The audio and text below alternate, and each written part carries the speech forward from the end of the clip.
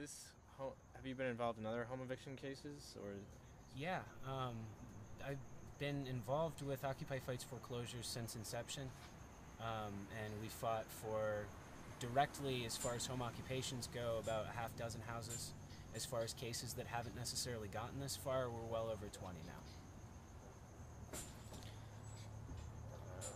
Is this? I mean, do you see any trend in how home evictions are dealt with? Any progress in how the courts deal with them, or? No, well, there's definitely a trend, and the trend is that we have a kangaroo court system. We have judges who, by all rights, should recuse themselves from every case that they're adjudicating right now. The banks oversee the retirement accounts, the pension funds of these judges, which means just like the hedge funds swap in public funds at the last minute before these crashes happen, if a judge is not on the right side of where the banks want he or she to be, their pension can just as easily evaporate. So the people who they're supposed to be ruling against in cases when they're acting unjustly hold the keys to their financial security for the rest of their lives. So I don't think it's any surprise that we're dealing with a completely bought system. What I am surprised by in this particular case is that we found collusion between the sheriff's department and the banks.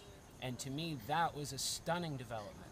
When we discovered yesterday that the sheriffs were knowingly lying to us and knowingly using a language barrier and race as a divisive issue, as an attempt to paint this homeowner as incompetent, and as an attempt to say that, oh, if only you'd followed this process properly, everything would have been okay, but you didn't, and now it's too late.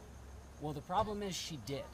And because she did, and because we have proof of it, we now have proof of a conspiracy between the banks, Deutsche Bank and others, and the sheriff's department in colluding to kick these people out unlawfully. Is that in the paperwork that you've seen? Or? I'm holding it right here. The whole file. I can photocopy every page of it and give it to you. And what does that data say? Essentially, on the 23rd of September, the family entered at the sheriff's department a ruling that said that this home, that the writ of execution, which is what allows the sheriffs to come in, could not be executed until after the 27th of October. And the claim, that was a federal judge's ruling, and we have it in writing right here. And the family went and entered that into the sheriff's office record. And the sheriff's office claims that they didn't receive it, but we have a stamped copy that shows that they did.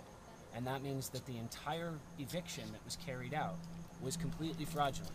And they've completely opened themselves up, the county and the banks, because the banks knowingly forced or pressured the sheriff's department to evict anyway. They both knew what was going on, and they did it anyway. And that means that they're both open to an enormous lawsuit that we never expected. Wait, so what's their motivation? We're gonna have Jay now. I don't care. The motivation is to grab these houses as quickly as possible, and to get these people on the street as quickly as possible. A particular kind of people, or? Well, I believe that this has been a race issue since the beginning. Loan brokers were being paid greater commissions to trick people into taking worse loans than they qualified for. And it was up to the homeowner to ask when they were offered a loan, do I qualify for a better loan? Now, my question is, how many people are actually expected to think of that on their own?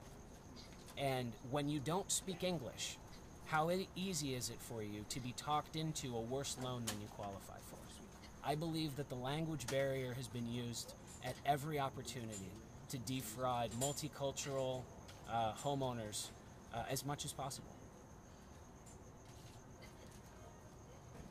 All right, I think that's good. Thank you.